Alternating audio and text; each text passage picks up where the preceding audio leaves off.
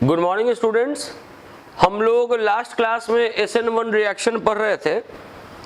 आपको SN1 reaction में इतना बात बता दिया गया था कि S का मतलब है सब्स्टिट्यूशन, N का मतलब है न्यूक्लियोफिलिक कि एक न्यूक्लियोफाइल के आने से एक न्यूक्लियोफाइल का चला जाना, और 1 का मतलब बताए थे यूनिमॉलिक्यूलर रिएक्शन की रिएक्शन का मॉलिक्युलरिटी 1। फिर आपको बोले थे कि ये रिएक्शन SN1 रिएक्शन 2 स्टेप में होगा, 2 स्टेप में होगा तो ये कॉम्प्लेक्स रिएक्शन है, स्लो रिएक्शन है। अब आगे बढ़ते हैं। देखिए, जैसे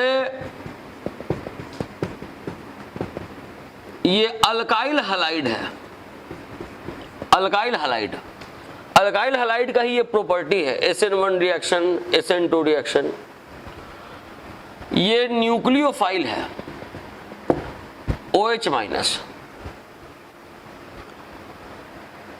अगर लिख रहे हैं CH3 CH3OH कि ये न्यूक्लियोफाइल यहां आया और इसके आने से यहां ये जो Cl है वो न्यूक्लियोफाइल बन के चला गया, तो इसको बोल रहे हैं न्यूक्लियोफिलिक सब्स्टिट्यूशन रिएक्शन कि एक न्यूक्लियोफाइल आ रहा है, एक न्यूक्लियोफाइल चला जा रहा है, तो ये हुआ न्यूक्लियोफिलिक सब्स्टिट्यूशन। अब ये SN1 SN2 क्या झमेला है, अब इस चीज को हम लोग समझे। पहले बोले आपको कि SN1 रिएक्शन 2 स्टेप में होता है, तो सबसे पहले स्टेप 1 करके लिखेंगे। ये तो अभी एक रिएक्शन का हम एग्जाम्पल दिए हैं। बोले कि अगर ये SN1 रिएक्शन है तो ये 2 स्टेप में होगा। स्टेप 1 में लिखेंगे कि इन दिस स्टेप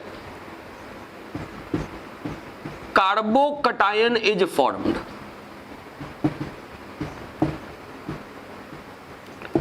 जो पहला स्टेप है SN1 रिएक्शन का, जो पहला स्टेप है उसमें कार्बोकटायन का फॉर्मेशन होता है।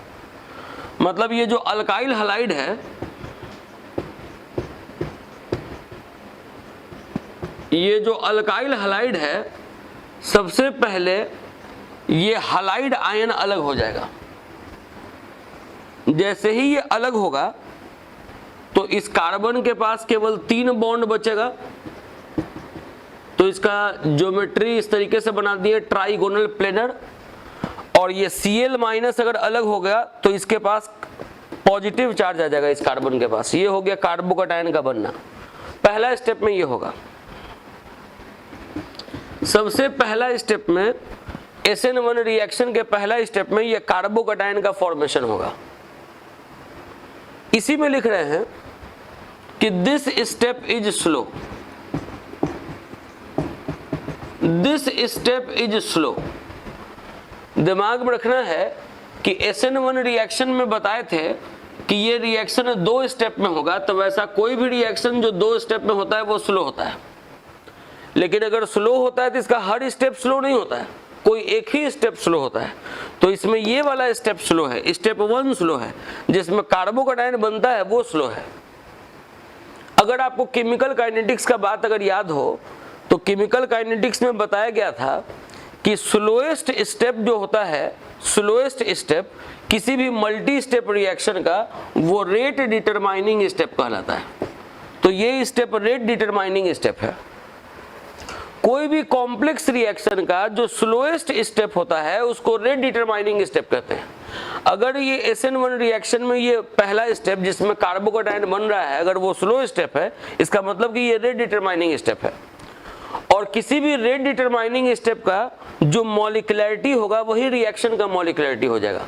जैसे ऐसा नहीं कि ये रिएक्शन दिया हुआ है तो एक मॉलिक्यूल 2 मॉलिक्यूल है तो मॉलिक्युलरिटी 2, नहीं। कोई भी स्लो रिएक्शन का मॉलिक्युलरिटी वो रिएक्शन देख के नहीं बताते हैं। रेट डिटरमाइनिंग स्टेप का मॉलिक्युलरिटी कितना है, इस स्टेप का मॉलिक्युलरिटी 1 है, इस स्टेप का मॉलिक्युलरिटी 1 है, तो इस पूरे रिएक्शन का मॉलिक्युलरिटी 1 हो गया। ये इतना क्लियर होना चाहिए। बोले कि SN1 रिएक्शन आपको 2 स्टेप में होगा। पहला स्टेप में कार्बोकटायन का फॉर्मेशन होगा और कार्बोकटायन का फॉर्मेशन होने वाला जो स्टेप है वो स्लो स्टेप है। स्लो स्टेप है मतलब कि रेट डिटरमाइनिंग स्टेप है। तो रेट डिटरमाइनिंग स्टेप का जो भी मॉलिक्युलरिटी होता है वो रिएक्शन का मॉलिक्युलरिटी हो जाता है। ये तो एक बात हुआ स्टेप 1। अब स्टेप 2 में क्या होगा कि ये जो न्यूक्लियोफाइल है अब ये इस कार्बोकैटायन के साथ रिएक्ट करेगा। स्टेप 2 में लिखेंगे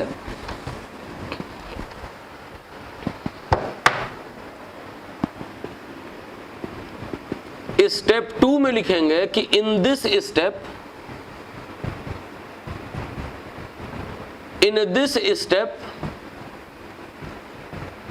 न्यूक्लियोफाइल reacts with कार्बोकैटायन। इस स्टेप में जो न्यूक्लियोफाइल है वो कार्बोकैटायन के साथ रिएक्ट करेगा। कार्बोकैटायन तो आपका ये है,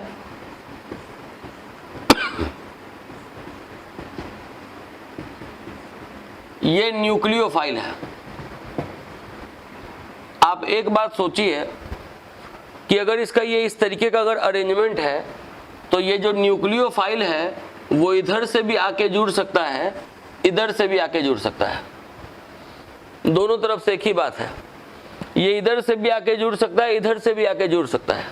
अगर मान लीजिए कि ये इधर से आके जुड़ रहा है तो ये यहां जुड़ गया, इसके साथ फिर 3 है, 3 को आप ऐसे लिख दिए।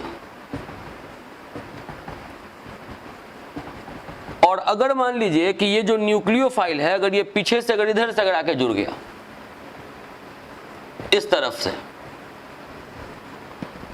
तो अगर ये इधर से आके जुड़ा है तो इसके साथ तो 3 CH3 अभी और है, तो ये 3 CH3 को फिर ऐसे लिख दिए।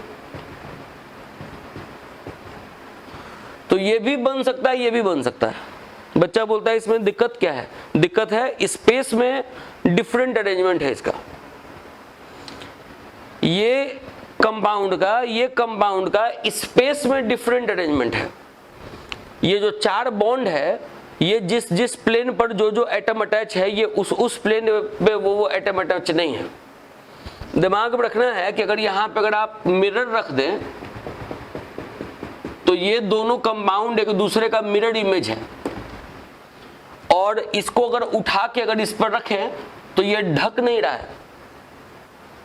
अगर कोई भी ऐसा 2 कंपाउंड है जो एक दूसरे का मिरर इमेज है और ऐसा मिरर इमेज जो कि नॉन सुपर इम्पोजेबल है कि इसको अगर इसके ऊपर अगर ढक दे, मतलब इसको अगर इसके ऊपर रख दे तो ये पूरा ढकेगा नहीं, तो ऐसे non super imposable mirror image को आपस में ऑप्टिकल आइसोमर्स कहते हैं। ये दोनों ऑप्टिकल आइसोमर्स है, इसमें कोई एक होगा डेक्स्ट्रो नेचर का तो कोई एक होगा लेवो नेचर का। दिमाग में रखेंगे कि अगर इस तरीके का अगर कंपाउंड है, ये OH माइनस को अगर इसके साथ जुड़ना है तो ये इधर से भी जुड़ सकता है, इधर से भी जुड़ सकता है, मतलब कि डेक्स्ट्रो और लेवो दोनों नेचर वाला कंपाउंड यहां बनेगा।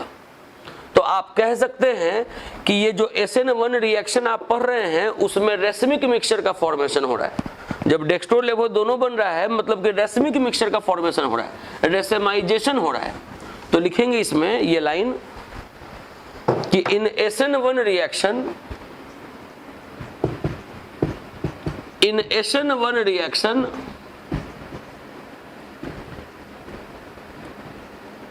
रेसेमाइजेशन टेक्स प्लेस। जो SN1 रिएक्शन है उसमें रेसेमाइजेशन होता है, उसमें रेसमिक मिक्सचर का फॉर्मेशन होता है। और आप एक बात ये भी देखिए कि SN1 रिएक्शन का जो पहला स्टेप है उसमें आप कार्बोकैटायन का फॉर्मेशन कर रहे थे, तो अगर 3 डिग्री अगर अल्काइल हैलाइड है तो कार्बोकैटायन जो बनेगा वो भी 3 डिग्री बनेगा जो कि स्टेबल है। तो जो भी 3 डिग्री अल्काइल हैलाइड है वो SN1 रिएक्शन से अपने मैकेनिज्म को गुजारता है। तो 3 degree alkyl halide preferably shows SN1 reaction. बात सुनिए, SN1 SN2 क्या है? एक प्रकार का मैकेनिज्म है, एक प्रकार का रास्ता है रिएक्शन के होने का। आप खुद सोचिए कि आपके घर में एक नॉर्मल दरवाजा है, सीढ़ी है नीचे जाने का। आप 3rd फ्लोर पे रहते हैं, 3rd फ्लोर पे, उसके बाद आप ऐसा रास्ता है कि आप गेट खोले, सीढ़ी के थ्रू नीचे गए, रोड पे निकल गए। और एक तरीका है कि डायरेक्ट छत पर से नीचे कूद गए। अब आपको अगर जाना है नीचे तो आप किस रास्ते से जाएंगे? डायरेक्ट छत पर से नीचे कूद जाएंगे कि गेट खोल के और आराम से सीढ़ी के थ्रू जाएंगे? तो अब कोई कहेगा कि ये तो मेरे ऊपर डिपेंड करता है कि हम कैसे हैं। अगर हम स्पाइडरमैन हैं तो हम सीढ़ी से उतर के क्यों जाएंगे, हम डायरेक्ट छत पर से कूद जाएंगे। और अगर हम नॉर्मल आदमी हैं तब तो फिर हम सीढ़ी से जाएंगे, मतलब गेट खोलेंगे, सीढ़ी के थ्रू नीचे जाएंगे। तो बिल्कुल वैसा ही बात है। अल्काइल हैलाइड को रिएक्शन से अगर गुजरना है तो वो SN1 से भी गुजर सकता है, SN2 से भी गुजर सकता है। किससे गुजरेगा वो अल्काइल हैलाइड पे डिपेंड करता है। जैसे आपको किधर से जाना है, छत पर से डायरेक्ट नीचे कूद जाना है कि गेट खोलना है, सीढ़ी के थ्रू नीचे जाना है, ये आप पर डिपेंड करता है कि आप कैसे हैं। आप स्पाइडरमैन हैं कि आप नॉर्मल मैन हैं। नॉर्मल मैन है तो सीढ़ियों के थ्रू जाइएगा नीचे, स्पाइडरमैन है तो छत पर से ही नीचे कूद जाइएगा। स्पाइडरमैन है तो क्यों नीचे जाइएगा धीरे धीरे सीढ़ी से? आपके पास उतना क्षमता है, डायरेक्ट वेब बनाइएगा और आगे भागिएगा। लेकिन नॉर्मल मैन है तो छत पर से जाइएगा तो एक्सीडेंट हो जाएगा। तो वैसा ही अल्काइल हैलाइड है। अल्काइल हैलाइड को अगर कोई रिएक्शन अगर शो करना है, न्यूक्लियोफाइल के साथ रिएक्ट करना है, तो वो SN1 मैकेनिज्म शो करेगा कि SN2 मैकेनिज्म शो करेगा। ये डिपेंड करता है कि अल्काइल हैलाइड कैसा है, 1 डिग्री है कि 3 डिग्री है। अगर मान लीजिए कि 3 डिग्री अल्काइल हैलाइड है तो उसको पता है कि अगर पहला स्टेप से अगर हम गुजरते हैं SN1 के तो हम कार्बोकैटायन बनेंगे। कार्बोकैटायन बनेंगे 3 degree alkyl halide, 3 degree carbocation बनेंगे। स्टेबल कार्बोकैटायन है तो वो अपने मैकेनिज्म को SN1 के थ्रू गुजारेगा। लेकिन जो SN2 रिएक्शन है, SN2 रिएक्शन अगर आप वो पढ़ लीजिएगा तो आप ये कह पाइएगा कि 3 डिग्री अल्काइल हैलाइड नहीं चाहता है SN2 के थ्रू अपने मैकेनिज्म को गुजारना। 3 डिग्री के लिए कन्वीनियंट पाथ यही है जो आप अभी पढ़े, क्योंकि ये 2 स्टेप का है। पहला स्टेप में कार्बोकैटायन बनना है और इसको कार्बोकैटायन बनने में कोई प्रकार का परेशानी नहीं है। तो इसीलिए लिख दिए कि 3 डिग्री जो अल्काइल हैलाइड है वो चाहता है SN1 से अपना, ये उसका प्रेफर्ड पाथ हुआ, प्रेफर्ड पाथ। अब अगर स्पाइडरमैन को भी अगर जबरदस्ती कहिए कि नहीं तुम सीढ़ी के थ्रू ही जाओ तो जा सकता है, लेकिन वो उसका प्रेफर्ड पाथ नहीं हुआ। प्रेफर्ड पाथ हुआ कि वो छत पर से डायरेक्ट कूदेगा। तो वैसा ही है कि ये जो 3 डिग्री अल्काइल हैलाइड है इसका प्रेफर्ड पाथ है SN1। हम ऐसा नहीं बोल रहे हैं कि 3 डिग्री SN2 नहीं शो कर सकता है, करेगा, लेकिन उसका प्रेफर्ड पाथ वो नहीं है। ये प्रेफर्ड पाथ है SN1, क्योंकि इसमें पहला स्टेप में वो कार्बोकैटायन बनता है और उसको कार्बोकैटायन बनने में कोई परेशानी नहीं है, क्योंकि 3 डिग्री अल्काइल हैलाइड है तो 3 डिग्री कार्बोकैटायन बनेगा जो कि स्टेबल कार्बोकैटायन होता है। अब हम आपको पहले थोड़ा SN2 समझाएं तो आपको ये और क्लियर होगा। SN1 को एक बार जल्दी में बोल दें कि SN1 में हम आपको बताएं कि रिएक्शन 2 स्टेप में होता है। रिएक्शन 2 स्टेप में होता है तो ये रिएक्शन स्लो रिएक्शन है। स्लो रिएक्शन है तो हर स्टेप स्लो नहीं है, पहला स्टेप स्लो है जिसमें कार्बोकैटायन बनता है, तो वही उसका रेट डिटरमाइनिंग स्टेप है। रेट डिटरमाइनिंग स्टेप का मॉलिक्युलरिटी 1 है तो पूरे रिएक्शन का मॉलिक्युलरिटी 1 हो गया। उसके बाद सेकंड स्टेप में न्यूक्लियोफाइल इसके साथ कंबाइन करेगा तो रेसिमिक मिक्सचर का फॉर्मेशन होगा, रेसेमाइजेशन होगा SN1 में, और 3 डिग्री अल्काइल हैलाइड प्रेफर करता है SN1 रिएक्शन को शो करना। अब आपको बता रहे हैं SN2 के बारे में।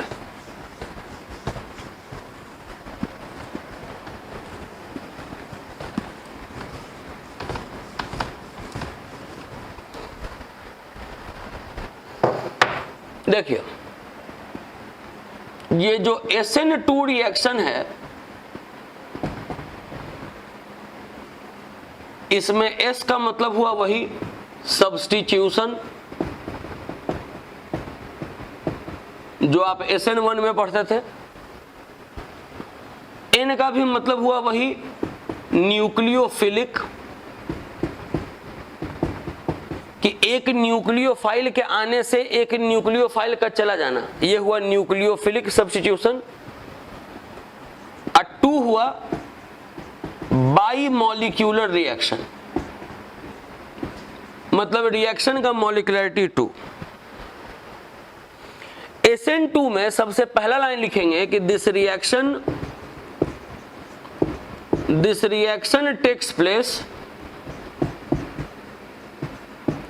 इन 1 स्टेप, ये रिएक्शन एक ही स्टेप में होगा। अगर इसमें ये कोई रिएक्शन लिख दे हम कि जैसे ये अल्काइल हैलाइड है, ये न्यूक्लियोफाइल है, ये न्यूक्लियोफाइल इसमें जुड़ गया और यहां से एक न्यूक्लियोफाइल हट गया, अगर ये मान लीजिए कि इसका एग्जाम्पल है, तो इसमें भी आप देख रहे हैं वही बात कि न्यूक्लियोफाइल आ रहा है, न्यूक्लियोफाइल जा रहा है, न्यूक्लियोफिलिक सब्स्टिट्यूशन रिएक्शन है। लेकिन ये SN2 क्यों है, इसको हम समझाते हैं। SN2 में बोल रहे हैं क्या कि रिएक्शन एक ही स्टेप में होता है।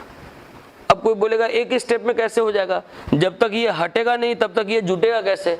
SN1 में तो कोई दिक्कत नहीं होता था, पहले ये हटता था, कार्बोकेटायन बन जाता था और उसके बाद ये उसके साथ कंबाइन करता था। लेकिन इसमें दोनों साथ साथ होगा, इसका आना और इसका जाना दोनों साथ साथ होगा। अगर आप इसको एक्सप्लेन करें, इसके आप एक्सप्लेनेशन को देखें, तो होता क्या है कि CH3Cl के साथ जब OH- जब कंबाइन करता है तो OH- जैसे जैसे इस कार्बन के करीब आता है, आपको एक ट्रांजिशन स्टेट दिखा रहे हैं जिससे कि आप इस बात को समझ पाएं कि कार्बन के साथ 3 हाइड्रोजन है, CH3 कार्बन के साथ 3 हाइड्रोजन है, और ये जो Cl है ये इससे दूर भागते चला जाएगा जैसे जैसे OH इसको करीब, OH इसको अप्रोच करते चला जाएगा। OH इस कार्बन के जैसे जैसे करीब जाएगा जुड़ने के लिए, वैसे वैसे Cl इसके दूर भागेगा। ऐसा होता है SN2 में। SN1 में ऐसा नहीं होता है। SN1 में पहले ये हट जाता है, जब ये हट जाता है तो सिंपली इसका इस तरीके का शेप हो जाता है और यहाँ पर पॉजिटिव चार्ज आ जाता है। तब फिर इस न्यूक्लियोफाइल को जुड़ना होता है अगले स्टेप में, तो ये सामने से भी जुड़ सकता है, इधर से भी जुड़ सकता है, तो डेक्स्ट्रो लेवो दोनों बनता है। लेकिन इसमें क्या है, इसमें है कि इसका आना और इसका जाना दोनों साथ साथ होता है। साथ साथ होने के लिए इसका छोटा होना जरूरी है ये सब का, क्योंकि अगर यहाँ पर अगर बड़ा बड़ा ग्रुप अगर लगा रहेगा, अगर CH3 लगा हुआ है, CH3 लगा हुआ है, CH3 लगा हुआ है, तो ये सब फिर हिंड्रेंस क्रिएट करेगा इसको आने में और इसको जाने में। तो दिमाग में रखना है कि जैसे अगर ये 3 डिग्री अगर अल्काइल हैलाइड होता तो इसका आना और इसका जाना दोनों साथ साथ संभव नहीं हो पाता। तो इसीलिए 3 डिग्री अल्काइल हैलाइड का प्रेफर्ड पाथ ये SN2 नहीं है। SN2 में आना जाना साथ साथ हो रहा है, तो ये सब का छोटा होना जरूरी है। मतलब ये सब ऐसा नहीं हो कि इसके जाने में इसके आने में बाधा क्रिएट करे। तो ये 1 डिग्री जो भी अल्काइल हैलाइड रहेगा, 1 डिग्री अल्काइल हैलाइड, उसका ये प्रेफर्ड पाथ होगा SN2, क्योंकि इसमें न्यूक्लियोफाइल को आने में या न्यूक्लियोफाइल के जाने में कोई प्रकार का कोई रुकावट क्रिएट नहीं कर रहा है। लेकिन हाँ ये तय है कि जिस तरफ ये आके जुटेगा ये उसी तरफ से नहीं हटेगा, ये दूसरे तरफ से हटेगा, ये पीछे से आके जुटेगा। इसका मतलब है कि यहां जो ये कंपाउंड बनेगा, ये जो कंपाउंड बनेगा इसका ऑप्टिकल रोटेशन कुछ और होगा। अगर ये डेक्स्ट्रो नेचर का होगा तो ये लेवो नेचर का होगा, अगर ये लेवो नेचर का होगा तो ये डेक्स्ट्रो नेचर का बनेगा। मतलब इसमें वाल्डन इन्वर्शन होगा, इसमें रेसेमाइजेशन नहीं होगा। तो SN2 रिएक्शन में तो पहले ये फुल फॉर्म बताएं, बोले कि ये रिएक्शन एक स्टेप में होगा।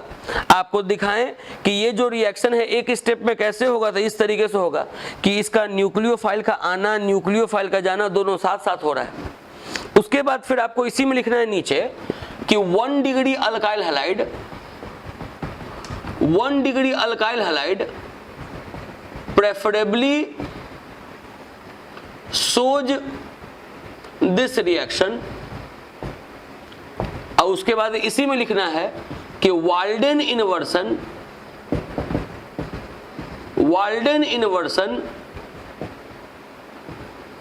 takes place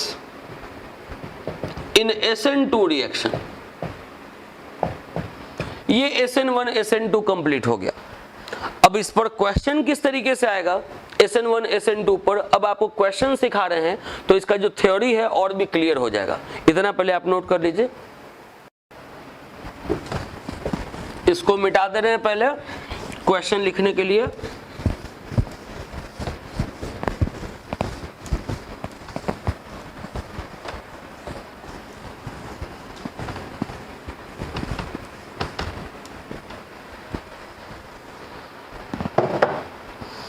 देखिए, जो क्वेश्चन आपको देने जा रहे हैं वो NCERT का एक्सरसाइज क्वेश्चन नंबर 16 है। क्वेश्चन लिखेंगे, arrange the compounds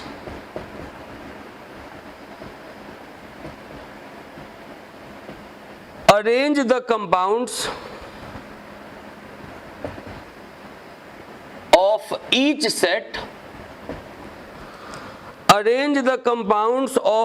set in order of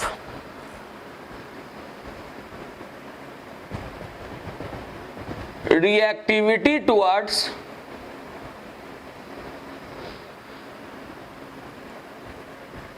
SN2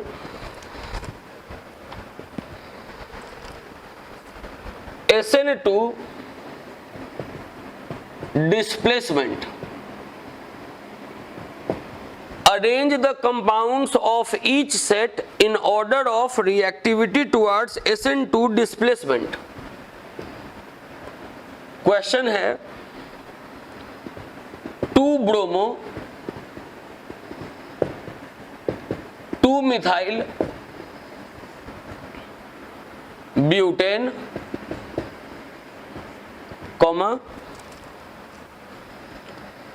1-bromo pentane और 2-bromo pentane।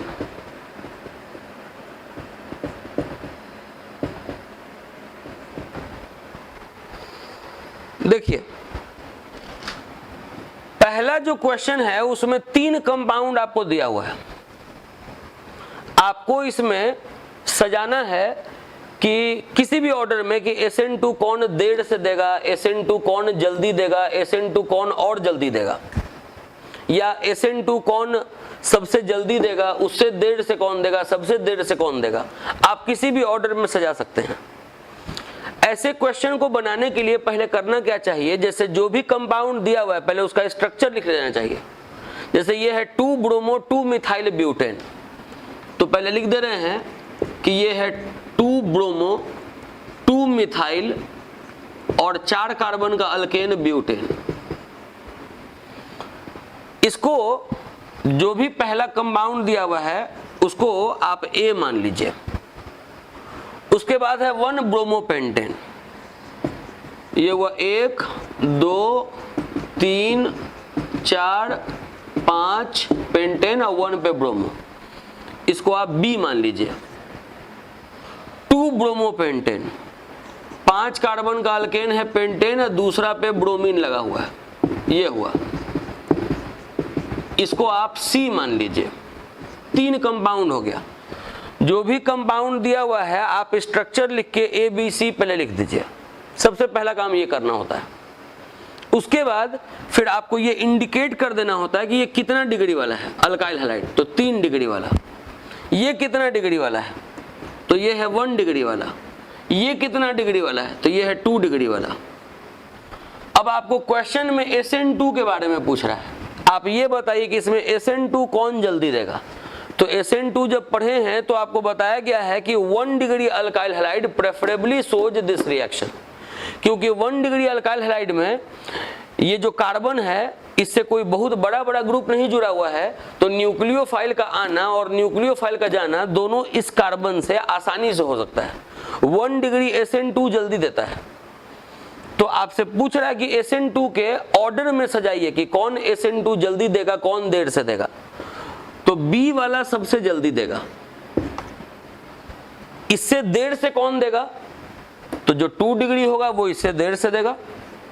सबसे 1.5 से कौन देगा?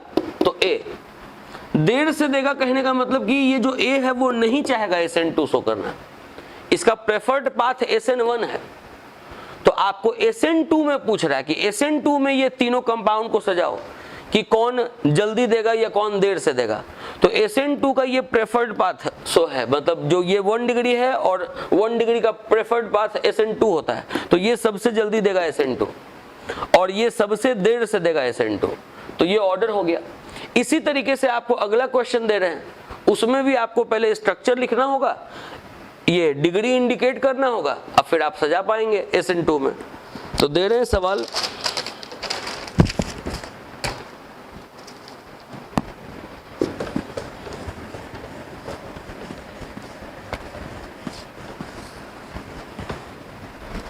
सेकंड वाला जो क्वेश्चन है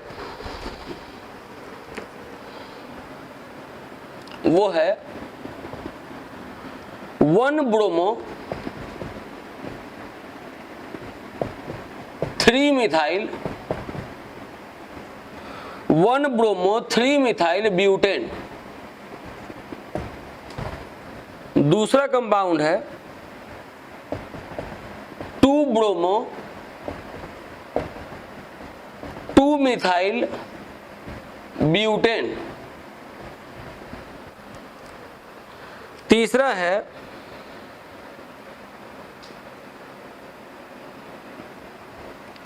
2 ब्रोमो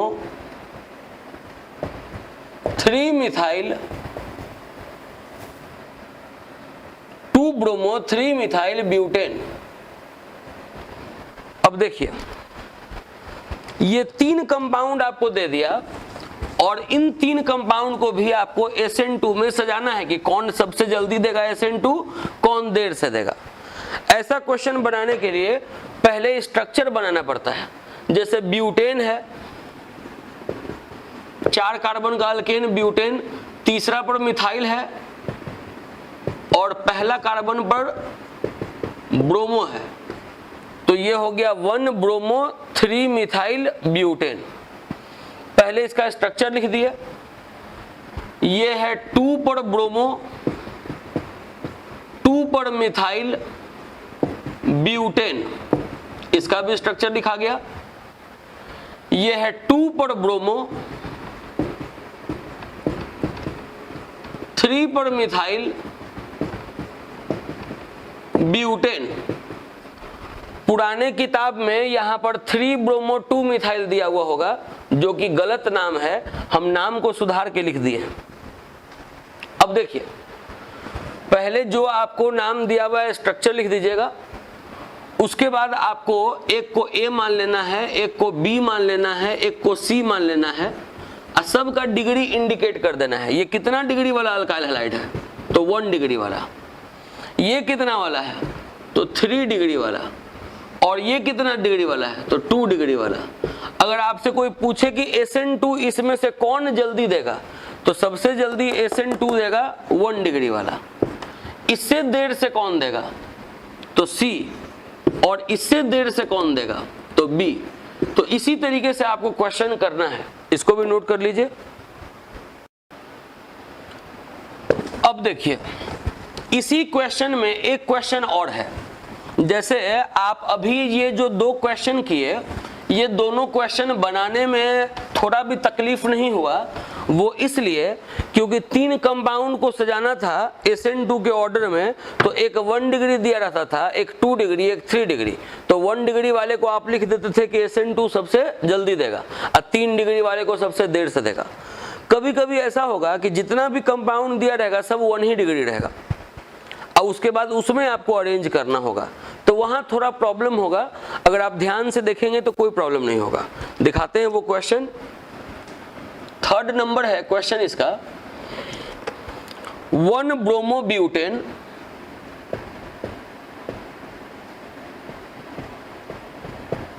1 ब्रोमो ब्यूटेन, फिर है 1 bromo 2,2 di methyl propane,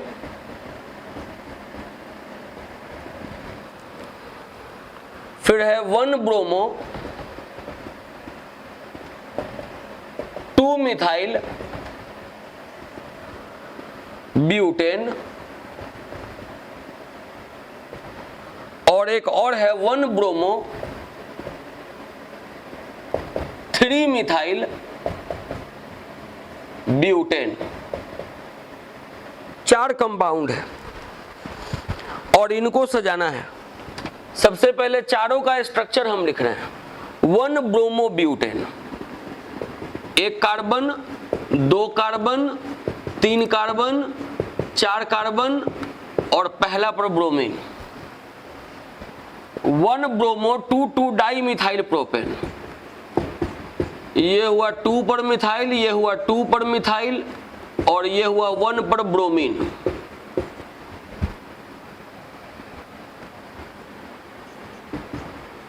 one bromo 2 methyl, 1 पे ब्रोमो 2 पे मिथाइल ब्यूटेन,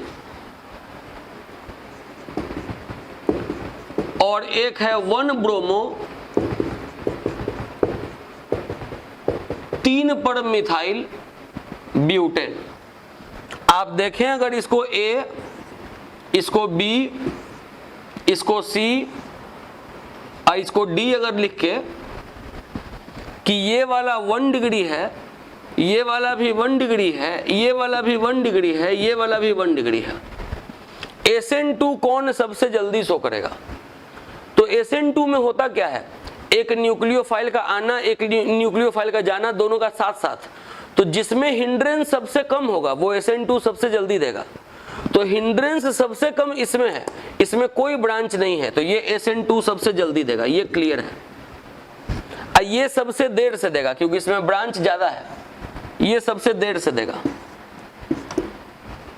ये SN2 सबसे जल्दी देगा, ये SN2 सबसे देर से देगा। अब इन दोनों में देखिए, इसमें भी एक ब्रांच है, इसमें भी एक ब्रांच है। जहां पर जुटना है, जहां पर से हटना है, उसके जस्ट बगल में ही बाधा क्रिएट हो रहा है। जहां पर जुटना है, जहां पर से हटना है, ये पोजीशन पे, तो उसके जस्ट बगल में बाधा नहीं है, उससे दूर में बाधा है। तो ये जल्दी शो करेगा और ये देर से शो करेगा। डी जल्दी शो करेगा और सी देर से शो करेगा। देखिए बात फिर से सुनिए, इसी पोजीशन पर इसी कार्बन से न्यूक्लियोफाइल हटना है और इसी कार्बन पर न्यूक्लियोफाइल जुटना है, इसमें इस कार्बन पे।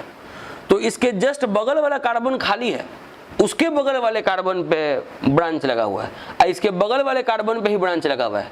तो जहां पर जुटना है, जहां पे हटना है, उसके बगल वाला पोजीशन पे ही जब हिंड्रेंस क्रिएट हो रहा है तो ये आपको देर से शो करेगा SN2 और ये जल्दी शो कर देगा SN2। इस बेसिस पर भी SN1 कौन शो करता है, SN2 कौन शो करता है, आपको बताना पड़ता है। अब देखिए, ये तो जो आप एक्सरसाइज क्वेश्चन नंबर 16 पढ़े, ये तो अच्छा सवाल था। ये आपको 3 क्वेश्चन दिया हुआ था, तीनों क्वेश्चन आपको करवा दिए, बेहतरीन क्वेश्चन था। एक क्वेश्चन आपको और बता रहे हैं जो कि खूब एग्जाम में आता है, देखिएगा।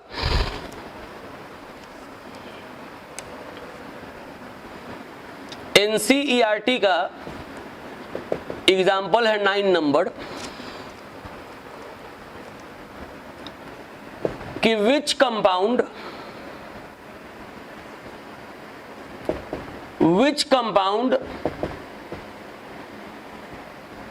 in each of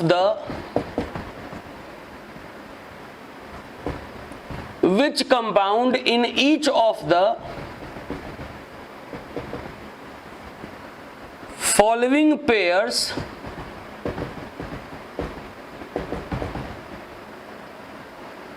will react faster